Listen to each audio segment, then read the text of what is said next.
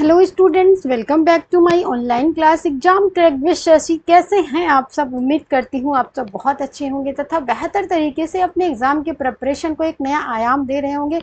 Students, बहुत सारे बच्चों को ये दिक्कत होती है कि पैराग्राफ से वो क्वेश्चनों को क्या करते हैं, सॉल्व नहीं कर पाते हैं।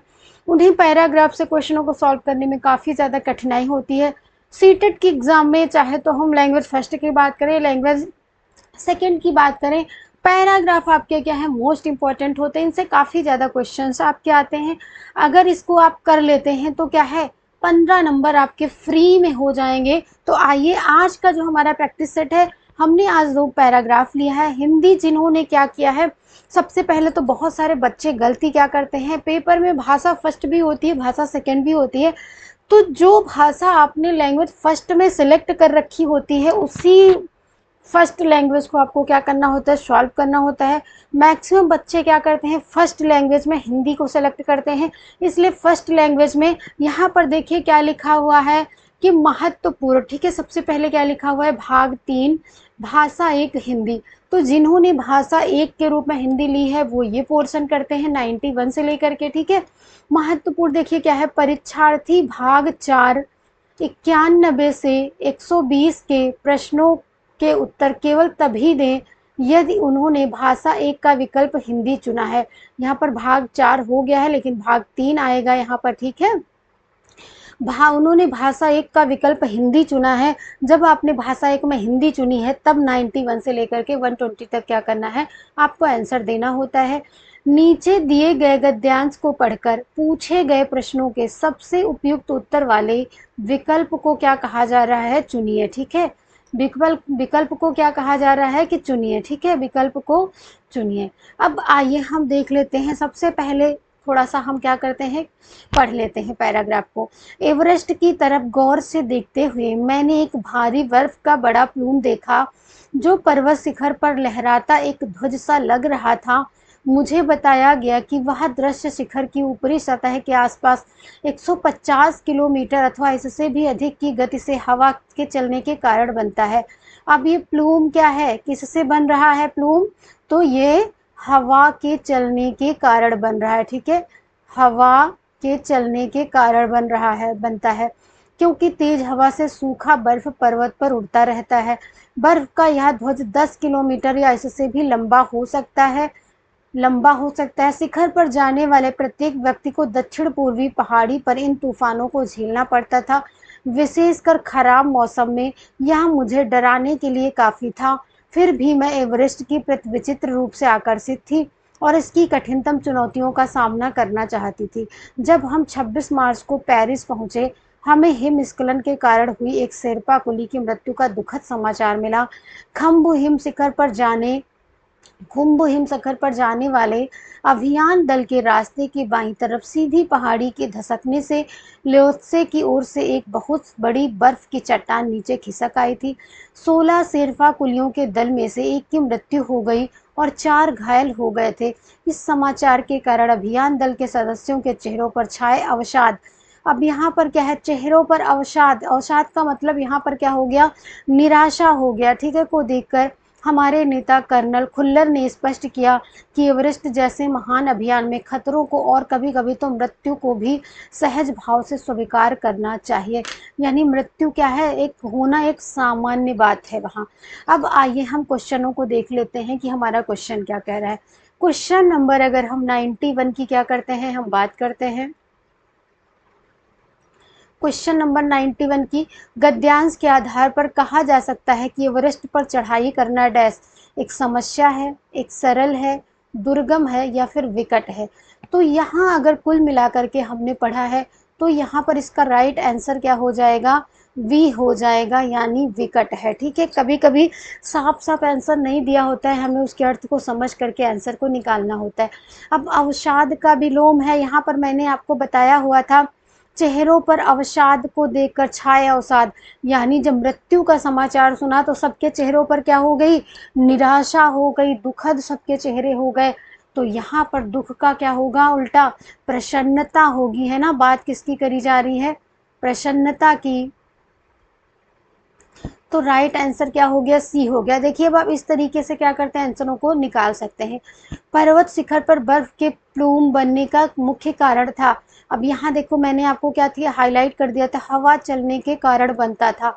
अब यहाँ क्या होगा, वे पर्वतीय ऊपरी सतह पर होते, पर्वतीय यात्राओं के कारण होते, निरंतर हिमपात के कारण होते हैं, या फिर अत्यधिक तीव्र हवाओं का चलना, इसलिए क्या है प्लूम बनते हैं। ठीक है, बर्फ का पर्यायवाची शब्द नहीं है, पाला, तुषार, हिम या फिर सैल।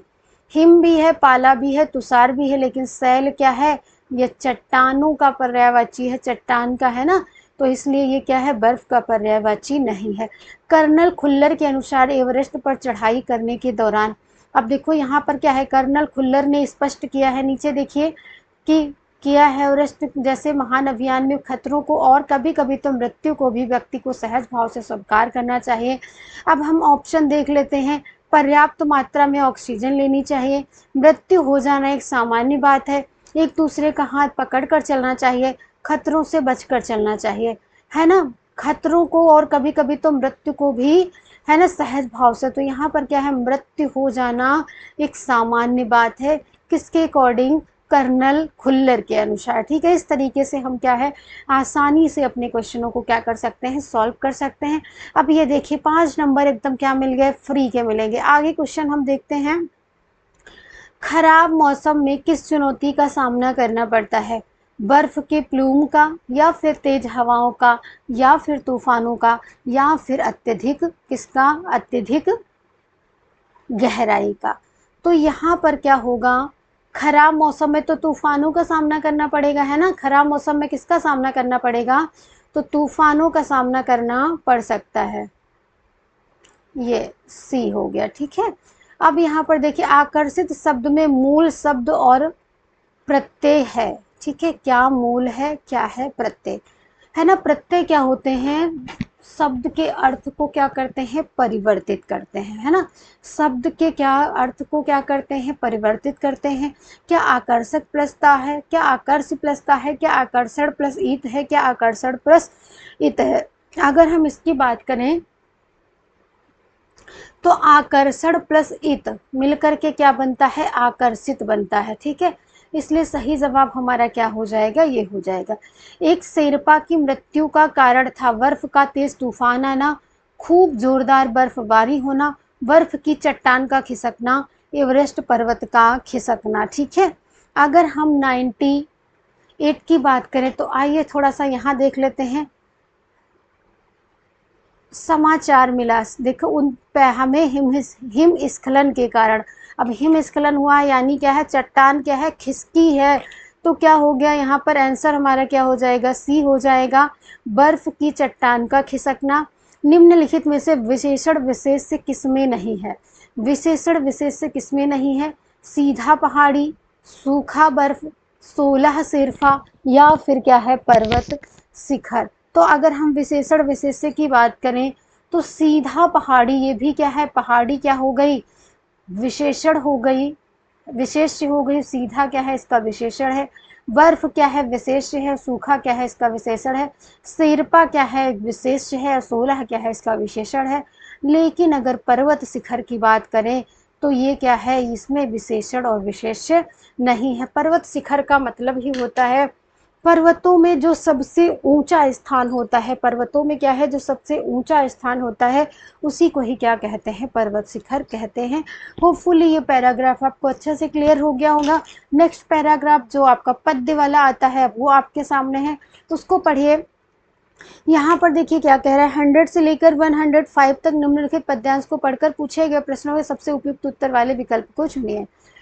अब वैसे अगर आप चाहें तो क्वेश्चन पढ़ के तब आप पैरा पढ़ें तो भी आपको क्या है, आसानी होगी, जो प्रश्न पूछा गया हम उसी पर क्या कर लेंगे, फोकस कर लेंगे। ठीक है, कविता में व्यक्त भाव की प्रेरणा देते हैं, मतलब कौन सी प्रेरणा दी जाती है कविता में, तो यहाँ पर हम देखें, बाधाएं आती हैं आए, घिरे प्रलय की घोर घटाएं, पाँव के नीचे अंगारे, सिर पर बरसे यदि ज्वालाएं, निज हाथों में हंसते हंसते आग लगाकर जलना होगा, कदम मिलाकर चलना होगा।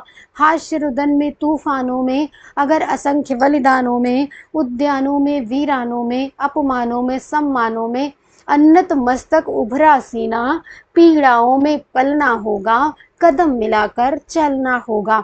अब कदम मिलाकर चलने की बात क्या हो रही है, यानी एकता और क्या है, आगे बढ़ने की बात करी जा रही। भाई हम कदम मिला करके चलेंगे, इसका मतलब हमें एकता होगी। और बात कितनी भी बाधाएं हैं, कितने भी तूफान हो, अपमान हो या सम्मान मिले, है ना, उद्यान हो या वीरान इलाका हो, कुछ भी हो, हमें क्या करना है, आगे बढ़ते रहना है। तो इसका आंसर क्या हो गया, अगर 100 का हम देखें तो क्या हो जाएगा, 100 का हो जाएगा एकता और आगे बढ़ने का। ठीक है, ये हो जाएगा। क्वेश्चन नंबर 101, जीवन में आने वाली कठिनाइयों की ओर संकेत करने वाला शब्द नहीं है। प्रलय का मतलब भी क्या होता है, कठिनाइयां होती हैं। अंगारे, इसका मतलब भी क्या, कठिनाई है। ज्वालाएं, इसका मतलब भी क्या है। लेकिन वीरानो, वीरानो क्या होगा, वीरानो यहाँ पर कठिनाइयों का पर्यायवाची नहीं है। वीरान का मतलब ये होता है उजड़ा चमन एकदम, है ना, जिसको कहते हैं उजड़ा, जहां पर कुछ भी अच्छा ना हो, पेड़ पौधे हरे भरे ना हो, सब एकदम वीरान पड़ा हो। कविता में आई पंक्ति पीड़ाओं में पलना होगा का भाव किसकी ओर संकेत करता है। पीड़ाओं में पलना होगा, यानी दर्द हो फिर भी हमें क्या है, उसमें पलना है, बड़े होना है। जीवन की गंभीर समस्याओं की ओर, कभी न समाप्त होने वाली समस्याओं की ओर, समस्याओं में भी निरंतर कार्य करने की ओर, समस्याओं में होने वाली पीड़ाओं की ओर। तो 102 का सही आंसर क्या हो जाएगा, सी हो जाएगा। यानी पीड़ाएं कितनी भी हैं लेकिन हमें फिर भी पलना होगा, समस्याएं कितनी भी हमारे पास हैं लेकिन फिर भी हमें निरंतर क्या करना है, कार्य करना है। इसलिए इसका सही जवाब क्या हो जाएगा, सी हो जाएगा। ठीक है, क्वेश्चन नंबर 3 की अगर हम बात करें, सम स्थिति में रहने की प्रेरणा देने वाला अंश है सम स्थिति। है, सम मतलब होता है समान। अपमानों में सम्मानों में, उन्नत मस्तक उभरा सीना, निज हाथों में हंसते हंसते, घिरे प्रलय की घोर घटाएं। सम स्थिति मतलब समान स्थिति, है ना। तो 103 की अगर हम क्वेश्चन की बात करें तो क्या होगा 103 का, तो ये होगा चाहे अपमान हो या फिर हमारा क्या हो, सम्मान हो, लेकिन हमें क्या करना है, उसमें वैसे ही आगे बढ़ते रहना है। अब क्या है क्वेश्चन नंबर 1/4 क्या कह रहा है, 104, पद्यांश के आधार पर कहा जा सकता है कि कठिनाइयां जीवन का हिस्सा हैं, फिर भी सोच समझकर निर्णय लेना होगा, उन्हें अनदेखा करना उचित है, मिलकर दुख दूर करने होंगे, मिलकर काम करना होगा। 104 के लिए अगर हम देखें तो क्या है ना, कदम मिलाकर चलना होगा, है ना, क्या लिखा है, कदम मिलाकर।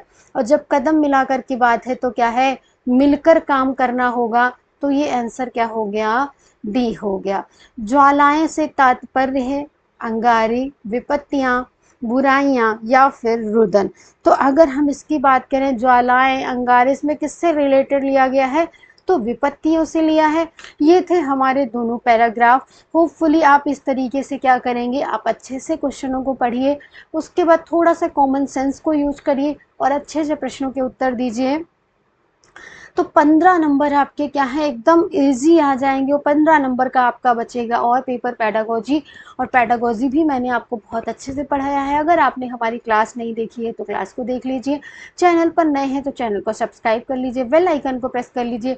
वीडियो पसंद आए तो लाइक और शेयर करना बिल्कुल भी ना भूलिए।